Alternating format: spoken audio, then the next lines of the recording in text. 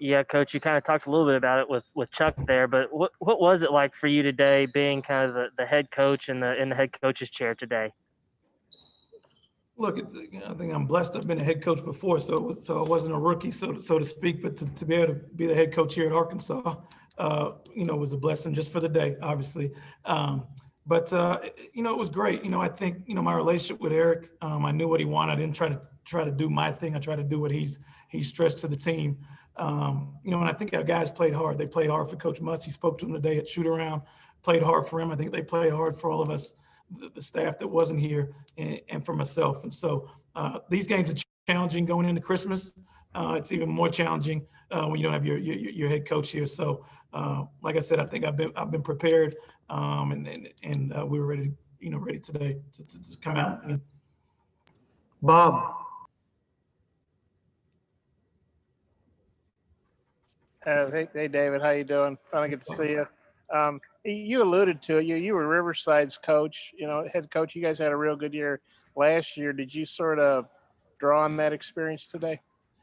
When I found out at 10 o'clock, Bob, I played Abilene Christian 2 years ago at a tournament in Pacific, and that's what Joe was teasing me about when the game nearly finished. It was kind of like a knockdown, drag-out fight, which they got the better of. And so I went back to my notes and kind of knew how they played, but definitely having some familiarity with their team helped, at least from my standpoint, having competed against them before. And then JD, I think he scored all 15 of his points in the second half last game. I know he got in foul trouble, didn't play much in the first half today. Then he scores 19. What is it about JD in the second half, do you think? Look, I think unfortunately he got 2 fouls quickly in the first half. I looked at the score sheet. He had 2 fouls in a minute and 50 seconds, which may be a world record. So obviously when he got back into play in the second half, he was fresh and got us going. He was able to take over the point guard duties for us when Jalen Tate got hurt, but did a good job controlling tempo. He's getting better and better every game. We all know he can score, but I thought he made some good passes for us in the second half on top of his scoring. And so when he's doing that, he becomes even a tougher matchup for the opposition. Yeah, it looked like Jalen did something to his right ankle. Maybe that's one that's been bothering him. Do you have any update on him? Look, I think if he had to go, we could have put him back in, is what they told me. If that thing got any closer, I might have tried to sub him back in. But look, I think it's just a sprained ankle that hopefully he'll be back for when we get back to practice on the 26th. Okay, I got some more questions, but I'll turn it back over to Mike. Thanks. Curtis. Hey, Coach, the team got off to a couple slow starts in the 2 previous games, but you came out tonight and scored 47 on a team that only allowed 44 to Texas Tech over 40 minutes. What'd you see from the group in the first half that led to the hot start? I think the lesson after the last game that Coach Muss talked to them about is you can't underestimate anybody, and you got to come out. You got to come out swinging, so to speak. And I think the guys took the message from our last game and came out focused. And we talk about getting stops. I think this offense we can all score. We got guys that can score in double digits, probably from 1 to 9. And so our defense in the first half was good. Wasn't as good in the second half, but those stops and then being able to convert on the other end and get to the free throw line in the first half, I think helped us really get that lead up. Dudley. Hey, Coach. First of all, Dudley Dawson with Hogs Illustrated. Welcome to Arkansas. What was it about Arkansas that made you want to come to this situation? And while I've got you here, obviously you're very familiar with the junior college signee that y'all got. Talk a little bit about how he's developed over the years and just how you've seen him become a player.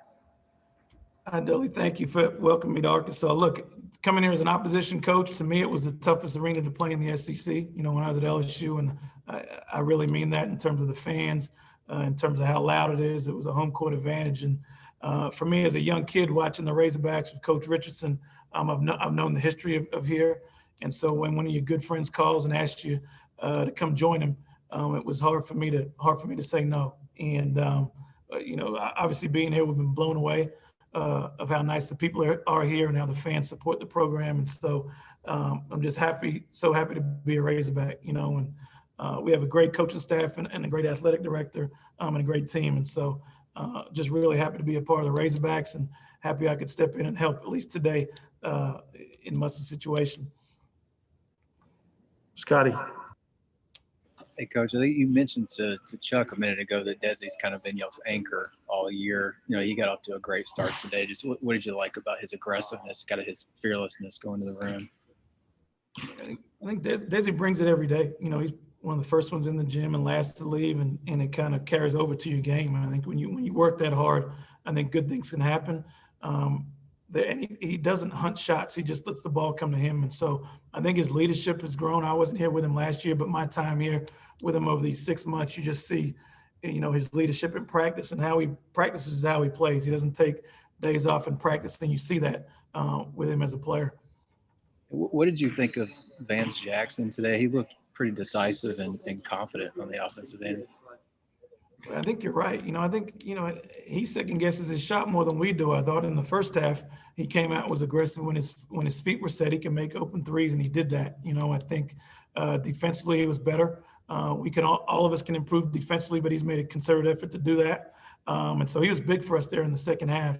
In the first and second half, being able to really find his feet and get the ball moving for us and make shots. Dudley. I was just going to ask you again about the young man y'all signed out of junior college. I know you're very familiar with him. What type of player is Arkansas getting, and how have you seen him develop over these last few years? Yeah, I apologize for not getting. So yeah, I can talk about him now, right? So Coleman Wing, look, he's a 6'10", stretch 4'5". You know, he can really shoot the three and put the ball on the deck and get to the rim. He does a good job rebounding for his size. He's not your typical 6'10", 6'11" player. He can play inside and out. I remember watching him here in Little Rock at Southwest Christian there, and his development has come leaps and bounds. We looked at him a lot when I was at TCU and offered him. Thank God he had to go to junior college, and we were able to get him on the backside. But he's a top 5 player in the country, junior college wise, and a much needed addition for us next year. You know, when we lose Vance Jackson. Thank you. Hutch. Yeah, Coach, what was it down the stretch that enabled Abilene Christian I think they got within 9 at one point? What was it that got them back in the game? Look, I think they made they made those big threes. I think late 42 game, and I think he made some big threes. They popped the stack a couple times and made a three with our hands down. And it's tough at that end of the game. Like, you're trying not to foul, but you got to get up and pressure. And he made some big shots for him. I thought offensively, we made a couple boo-boos at the end, which got them some transition. You know, quick shot, a turnover. But those things are tough. When you're up 10 with 2 minutes to go, the other team has nothing to lose. You've really got to control the game. But hats off to them for persistence, and hats off to our guys for being able to weather the storm. Bob. Hey, David, Moses had 21 today, had some big shots like he has been. What'd you think of his play? I think he's not playing like a freshman. I know that. And I say that meaning like he's grown every game. You know, he's took some questionable shots probably early on, like all freshmen do, and he's let the ball kind of find him. You know, when his feet are set, you're pretty confident the ball's going in. But he does so much other things. You know, he can rebound at his position at an elite rate, and he's doing a better job for us defensively. And so Moses picks his spots. You know, we don't have to run a lot of plays for him. So for him to come up with 21 points is a testament to his hard work and our guys finding him on the perimeter. I saw Kamani Johnson's listed on the roster. I think I saw some social media from the basketball accounts. I assume is he practicing with you guys? Do you remember his first day, and kind of how's he fitting in, and however briefly he's been with you? Look, he's been great. I think Saturday was, these days all roll together, but I think Saturday was his first practice last week. He's been great. His energy on the bench was great. His energy in practice is good. Obviously, he's got a great foundation from where he came from in Little Rock.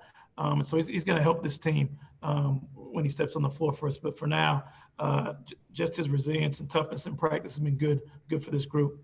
One more, you know, I know the guys want to go home and see their families for Christmas.